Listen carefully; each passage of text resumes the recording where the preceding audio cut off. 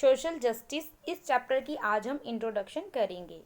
Just as we intuitively understand what love means, even if we can't explain all its different shades of meaning, we also have an intuitive understanding of justice, even thought we may not be able to define it precisely. जैसे कि हम अगर आप जैसे कि आप समझते हो ना कि प्यार का मतलब क्या होता है, हम इसको एक्सप्लेन नहीं कर सकते। डिफरेंट डिफरेंट शेड में हम इसके मीनिंग को बताते हैं कि भी प्यार का मतलब ये होता है।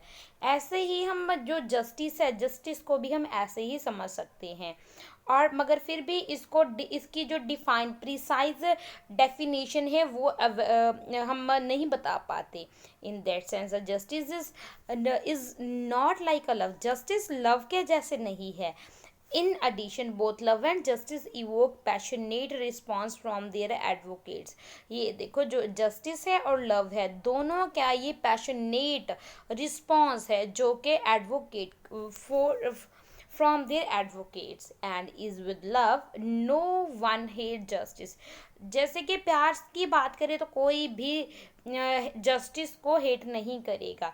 everyone want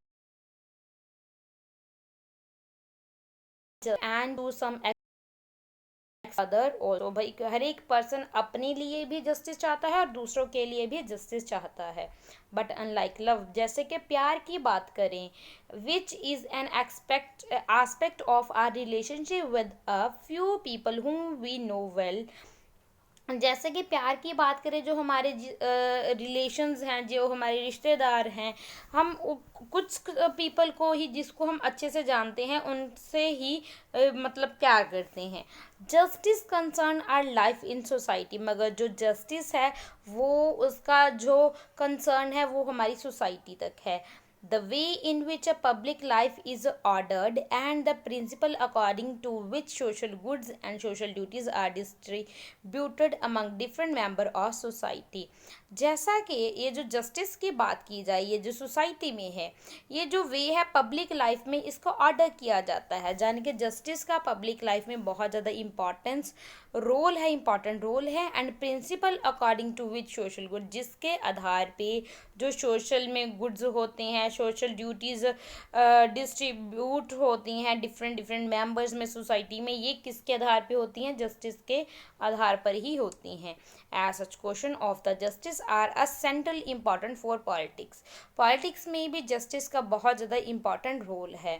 after going through the chapter you should be able to, इस चैप्टर को पढ़ने के बाद आपको क्या क्या पता चल जाएगा? आपको पता चल जाएगा, आप इस योग्य हो जाओगे कि आप इन बातों का अच्छे से जवाब आंसर दे पाओगे। जैसे कि identify some of the principle of justice which have been put forward in a different society and at different period of time. तो हम आइडेंटिफाई कर पाएंगे जो प्रिंसिपल कौन कौन से हैं जस्टिस के, और डिफरेंट सोसाइटी में डिफरेंट पीरियड ऑफ टाइम में क्या क्या प्रिंसिपल अपनाए गए हैं जस्टिस के। Explain what is meant by a distributive justice. Distributive justice से आपका क्या मतलब है, इसके बारे में भी आप अच्छे से समझ पाओगे, एक्सप्लेन कर पाओगे इस चैप्टर को पढ़ने के बाद। Discuss John Rawls argument that a fair and just society would be in the interest of all members and could be defended on a regional ground. जो जॉन रॉल्ड हैं वो आर्गूमेंट करते हैं कि जो फेयर और जो जस्ट सोसाइटी है उसमें ही ये जो सभी मेंबर्स के इंटरेस्ट को देखा जाता है और जो रीजनल ग्राउंड में सभी को डिफेंड भी किया जाता है। ये होती है सोशल जस्टिस। ये क्या है? हमारी इंट्रोडक्शन है इस चैप्टर की, सोशल जस्टिस की। आई होप आपको पता चल गया होगा कि इस चैप्टर में हम क्या क्या पढ़ने वाले हैं। तो जुड़े रहना मेरे साथ, पूरा चैप्टर टॉपिक वाइज में आपको करवाने वाली हूँ। Thank you and God bless you.